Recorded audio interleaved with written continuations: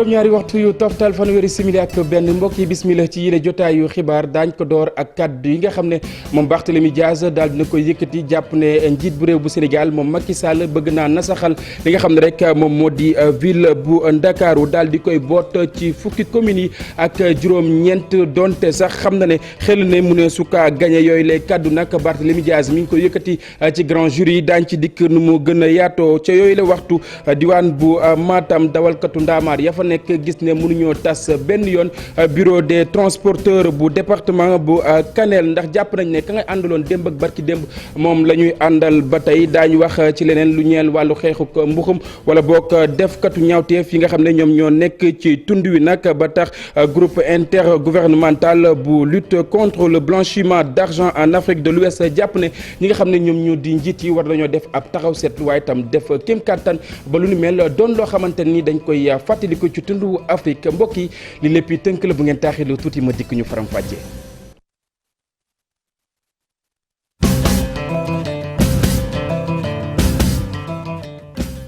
jërë ngeen jëf mbokk yi ñu nuyuwaat leen ci gën gi nuyu rafetlu ànd bi ak télévision Futur Média xibaar yi ñu doore kon nañu ko junjee woon ci kaddu yi nga xam ne moom Barthélémy Dias di maire bu Mermoz Sacré-Cœur daal di yëkkati jàpp ne ki nga xam ne moom moo di njiit bu réew bu Sénégal Macky Sall bëgg naa nasaxal ville bu Ndakaaru gisul benn yoon ki nga xam ne moom moo ko war a jiite ñu daal di koy rek tabb ci li nga xam ne ab décret la li mu bëgg ba tey moom njiit bu réew bu Sénégal bëgg rek daal di fexe nu mu bootee fukk ak juróom-ñeenti commune donte xam na ne xel ne mënte gagné li nga xam ne rek moom moo di ville bu Ndakaaru kaddu yooyee moom Barthélémy Dias mi ngi ko yëkkati ginnaaw bi mu doon janoo ak Babacar Fall ci grand jury ñu teewlu.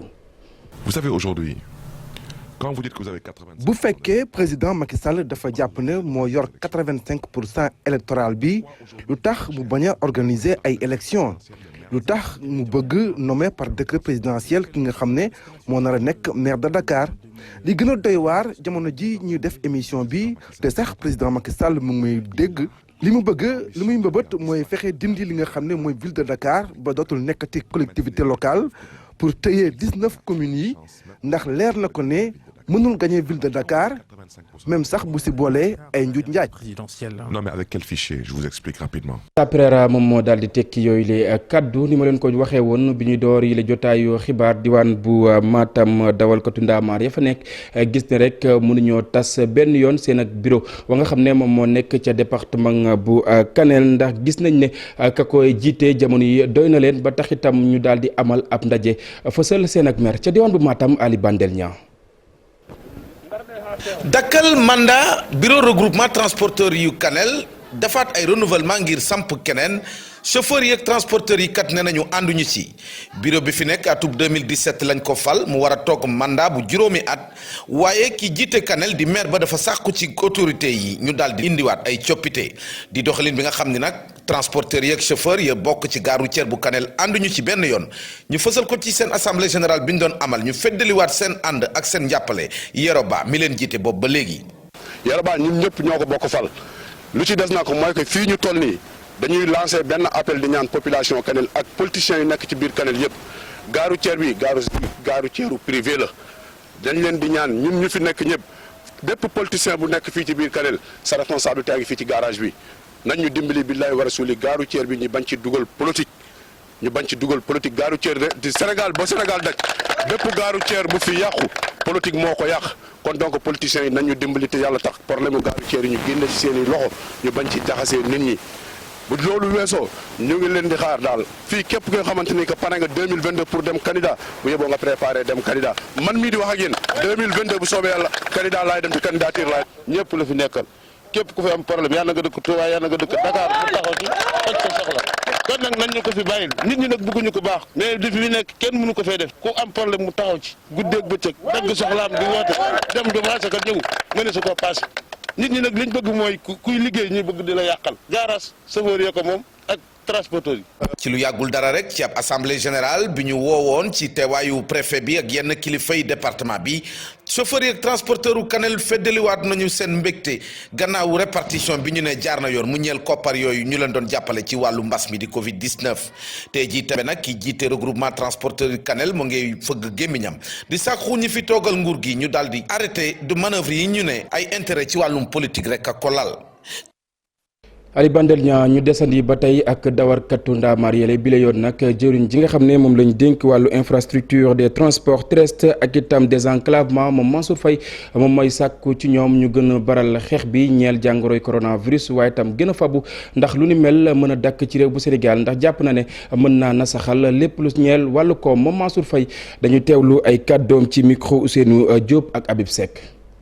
Amicale des femmes des sociétés d'eau daal di jagleel benn machine échographie jigéen ñi nga xamante ni ñoo nekk ci ngaleel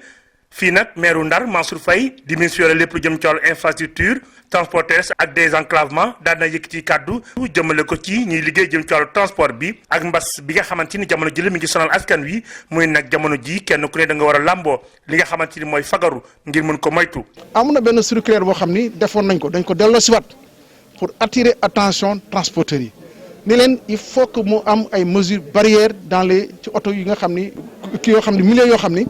maanaam transmission bi dafa jege parce que boo nekkee ci oto transport en commun nit ñi dañuy tàncaloo et cetera te loolu mën na wàllaate bi day gën a gaaw. moom Mansour Faye talal loxo chauffeur ak ñi yëngu jëm ci wàllu transport muy nag bëggunu egg ci jamono joo xamante ni dañuy dakkal yéen nag liggéey yi waaye nag ngir loolee ñu bañ fa egg askan wi seen i bopp ñoo war a mën a am matukaay bu wóor. donc vraiment l'ensemble en tout cas des acteurs yi nekk ci wàllum transport pour que ñu am taxawaay. pour xeex ñun ñu jiitu ji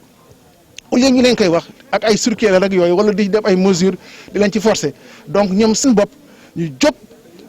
jël ay dispositions pour mën a xeex Covid 19. ci ndaje bi amicale des femmes des sociétés d'eau daan nañuy xamle ni seen i mëbët léegi mooy gën a fexe jàppale jigéen ñi. moromu jigéen ya nekk ca marché ba si ñeneen jigéen moromu jigéen yi nekk ci yeneen jumtukaay yoo xamante ni xëj na loolu couverture boobu amuñu ko ñu ne nag rafet na ñun si lu ñuy liggéey ñu jéem ci def social. looloo tax tey ñu choisiroon ne dañuy jënd matériel médical bi andi ko jox ko suñu moromu jigéen ñi. Mansour Faye mi ngi yëkkati kàddoom ci ndaje bi nga xamante ne amicale des femmes des sociétés d'eau amal nañ ko appareil bi leen nag toll ci juróom-ñett ci millions la ñu yëkkati jagleel ko jigéen ñi ne ci gox bi. ñu wax ci mbas mi ak tolluwaayam mbokk yi jàppale ne ni ki démb amul benn doomi aadama woo xamante ni daal na ci ñàkk bakkanam ginnaaw juróom-ñaar fukki nit ak juróom-ñett yoo xamante ni am nañ jàngoroy coronavirus mu mel ni nag junni ak ñaar téeméer ak ñaar fukk ak juróom-ñaari test la ñu def ci ñoom ñooñee nag fanweer ak ñaar ci ñoom ay cas contact lañ ñeent fukk yi ak juróom di ay cas communautaire jàppale ni itam lu tolloog fanweer ak juróom ci aji tawat mu mel ni nag wér nañu lu ni mel itam daañ ci dikkaat ñu wax ci leneen lu ñeel nag ay koppar yoo xamante ni génne nañ ko ndax jàngoroy coronavirus mu toll ci ñetti milliards yoo xamante ni jagleel nañ ko école privée yi mu mel ni nag comité de suivi bi nga xam ne moom lañ dénk saytu yi nag di am ak mbégte ci liggéeyuk ministère de l'éducation naka noonu itam dañuy rek teewlu ki nga xam ne moom moo di Massamba Seye membre la ci woowule comité ak itam jëriñ ji nga xam ne moom lañ dénk wàllu njàng mi ak njàngale mi waa DIRPA ñoom ñoo ñu baaxee yooyu la image. tey dalal nañ suñu xel si li nga xamante ne mooy 3 milliards yi ñu jot si sur les fonds des 1000 milliards te mu nekk loo xamante ne donc ndàmpaay ak ndimbal ci lépp loo xam ne dafa jëm ci wàllum éducation ci école privée yi boo seetloo fii ci Sénégal am na ñaari junni ak ñeenti téeméer ci presque école yoo xamante ne jot nañu am si donc li nga xamante ne mooy ndimbal bi nga xam ne état joxe na ko jaarale ko si ministère de l'éducation boo xoolee ci li leen jox mu ngi yem ci école bi gën a ndaw jot na plus de 670 000 bi ci gën a mag donc egg na ba li nga xamante ne mooy 8 millions mu nekk doo xam ne liggéey bi ñu koy tënk ci ñoom nekk na loo xam ne boole nañ ci képp koo xam ne acteur nga moo xam donc wàllum parents d'élèves yi seen représentant wàllum éducation aussi école privée yi seen représentant ak ñi nga xam ne ñoo yor inspection d'académie ñoom ñëpp ministre bi fexe na ba taaj leen ba ñoom ñëpp ñu toog waxtaan ci juboo ci li nga xamante ne mooy clé de répartition. donc maa ngi rafetlu en tout cas ñoom le fait que ñu ñëw fii wane nañu leen en tout cas commission bu ñu installé woon fii laata que ñu koy def. yan critère la ñu installé woon yooyu yëpp jox nañu leen ko ñu waxtaan si ñoom aussi ñu posé ay questions yu am solo fekk aussi ñu wax leen ko comité boobu bi ñu installé woon ñun la ak parents d'élèves yi ak également patronat privé yi ñun ñoo si nekkoon. war nañu leen également yan critère nombre d'élèves yi parce que xam nga école boo xam ne dafa am ay 1000 élèves nooruwul ay école boo xam ne ay 100 élèves la am école boo xam ne dafa am 200 enseignants warul yem également ak école boo xam ne ay 5 enseignants la am donc mun naa wax ne rek que si 3 milliards yooyu ku gën a tuuti en tout cas si biñ ko defaree loolu c'est 650 000 la am koo xam ne am na lu gën a rëy ñu ngi si 8 millions.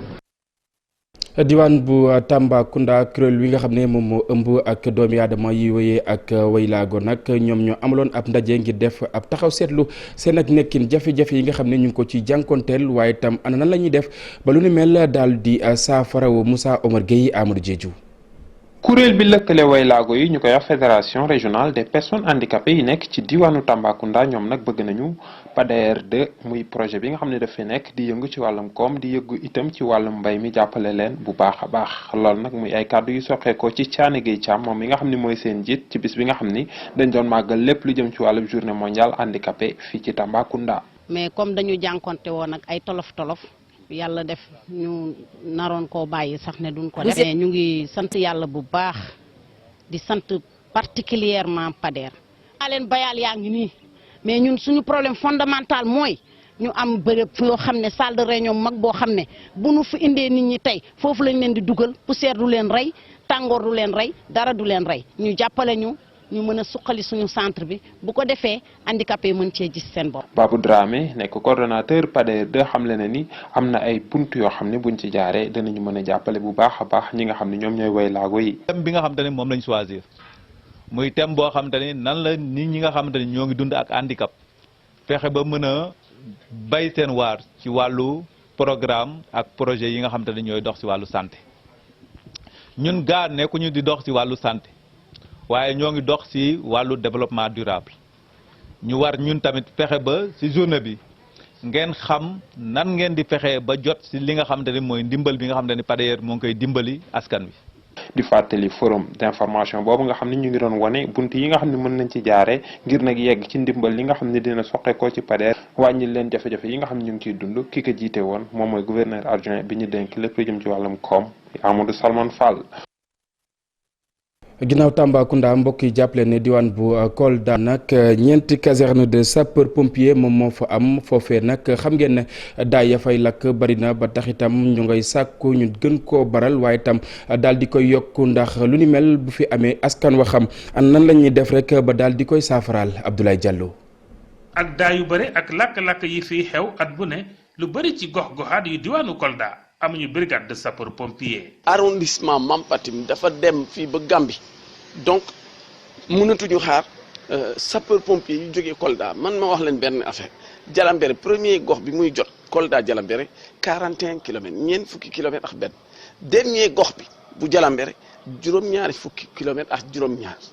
xam nga ni loolu sapeur pompier bu nar a jógee Kolda ba dem foofu xam nga ni day dem rek wax dëgg yàlla. te dinañ def lu ñu mën waaye en général dinañ fekk li am. lakk-lakk amee rek il faut ñu jógee Koungheul pour ñu ñëw Dabo balaa oto citerne ñu chargé ko Koungheul mu jógee Koungheul ñëw ba Dabo xanaa lu bari dana lakk Dabo yëpp day lakk. moo tax wala Kolda te citerne bu Kolda bi dafa panne ça veut dire que département Kolda bi yëpp amul citerne donc loolu danger la moo tax ma ñaan bindoon naa gouverneur depuis le 20.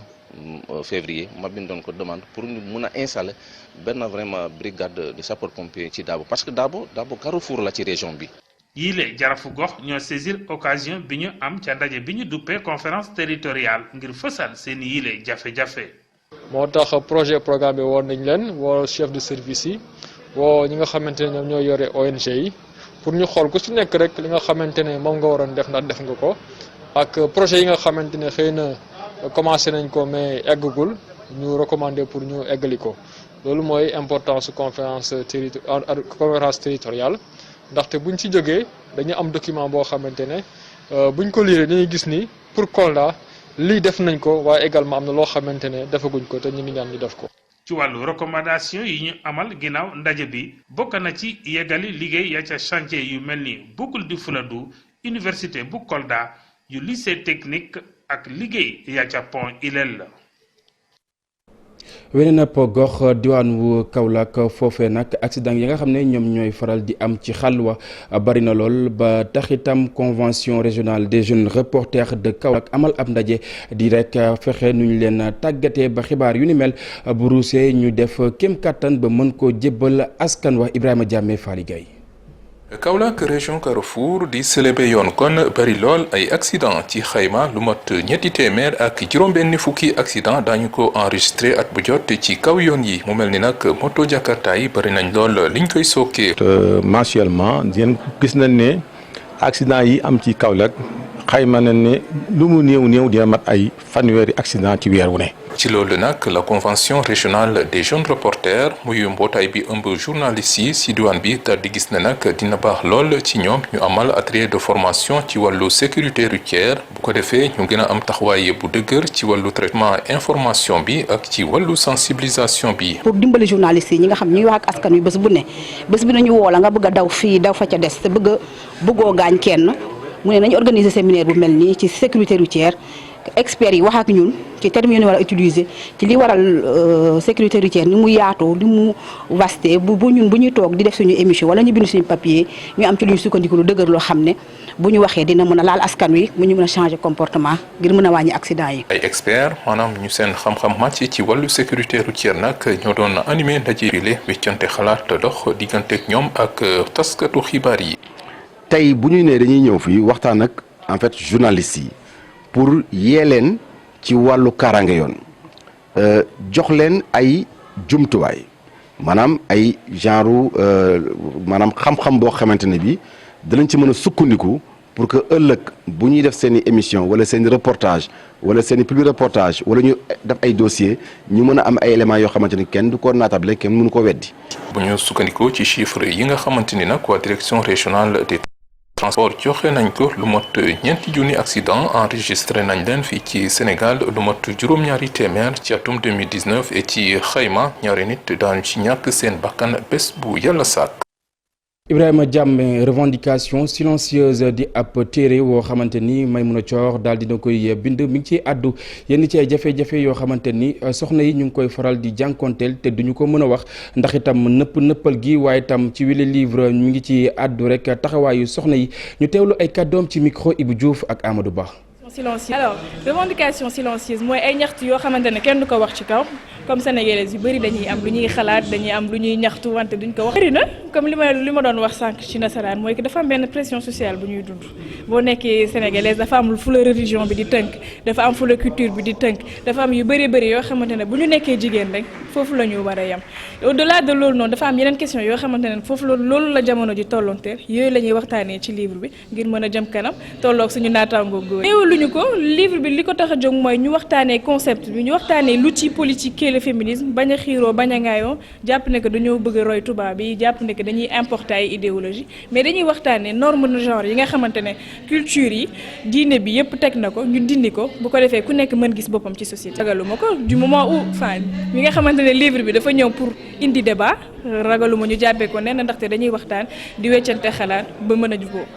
mbokk yi li lee maa ngi leen ko doon junjub ñuy door yi la jotaayu xibaar wàllu mbuxum lubal ak itam defkatu ñaawteef yi nga xam ne ñoom ñoo nekk ci tund wi ba tax groupe intergouvernemental de lutte contre le blanchiment d'argent en Afrique de l'Ouest lu ni mel la ñu bëgg mu daal di dakk ba tax itam ñu sàkku ci ñi nga xam ne rek ñoom ñoo jiite dëkk yi ñu dal gën a baral xeex bi waaye itam farlu ci mbir mu ni mel la ñu teelu ko jiite.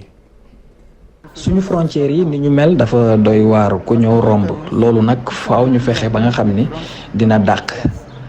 ndax bu dàqul li jëm ci wàllum terrorisme ak blanchiment d'argent du jóge ci réewu Afrique sowu-jant yi ñaar fukk ak ñaareelu réunion bi nag njëriñam mooy ci GIABA ñu mën a xayma li nga xam ne jot nañ ko def novembre 2019 ba novembre 2020 ci loolu tamit dinañu waxtaan ak jëwriñ yi nga xam ne ñoom ñoo représenté seeni réew ku ne ci ñoom ñu wax la li nga xam ne loolu la ñuy xaarandi ci seen liggéey ndax nag dafa jot ñi nga xam ne ñoom ñooy def jombe yi maanaam lu jëm ci wàllum terrorisme financer terrorisme waaye tamit blanchiment d'argent ñu fexe ba ñu xam ñan la ci ñu fexe ba nga xam ni dañ leen di teg daan pour loolu nag faaw jóoriñ bu nekk li war réewam mu wax ko ba noppi ñu jéem a xoo amaat beneen taxawaay ngir ñëpp mën a am jàmm. Abdourahmane Diallo moom moo tekki yooyu li kaddu ñu wax ci leneen mu mel ni nag Burkina Faso daal dañuy màggal seen juróom-benn fukkeelu xew-xew mu ñeel wàllu indépendance maanaam li nga xam ne rek moom lañ moomee woon seen ak bopp ñu daal di amal ab porox ndong ki nga xam ne moom moo di ambassadeur bi daal di wax jafe-jafe yi nga xam ne ñu ngi koy jànkonteel ci seen ay dëkk waaye tam jëm ba ci sax li nga xam ne moom moo di ñàkkub kaaraange gi ñu ñëw ci reportage bi nga xam ne Habib Faye ak Ababacar Camara def nañu ko.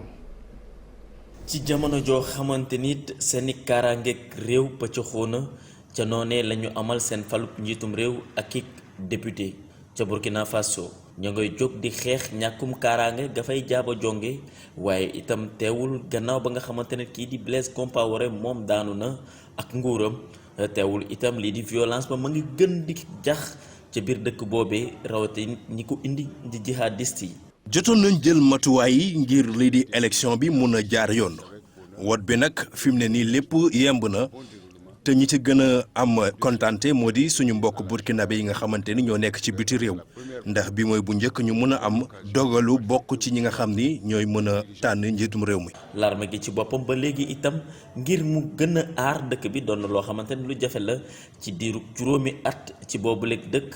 lu toll ci 1,200 ci ay doomi aadama ñu ci ëpp di ay civil ñooñu ñëpp ñàkk nañ seen bakkan ci ay attaques jihadistes yoo xamante nit dafa am ay jàmmaarloo waaye ba léegi itam lu toll ci 1 million ci ay doomi aadama ci juróomi at yi ñu génn ñoom ñooñee mujj nañoo jóge ca dëkk ba dem ca yeneen i réew te it lii di Covid-19 mi ngi ci biir dëkk bi saa su nekk di gën di law. mbas mi nag lu metti la si suñu dëkk ñun nag ñu ngi koy xool. di ko topp ak jaaxle loolu waaye ñu ngi am yaakaar ni xëy na dina fa mën a jóge. situation sanitaire. ñoom ñii di ressortissant burkinabé yu nekk fii ci mim réew amal nañ seen juróom-benn fukkeeli anniversaire ku réew gannaaw ba ñu moomee seen bopp li di ab devoir de mémoire. plus d'égalité, plus de justice et plus de liberté.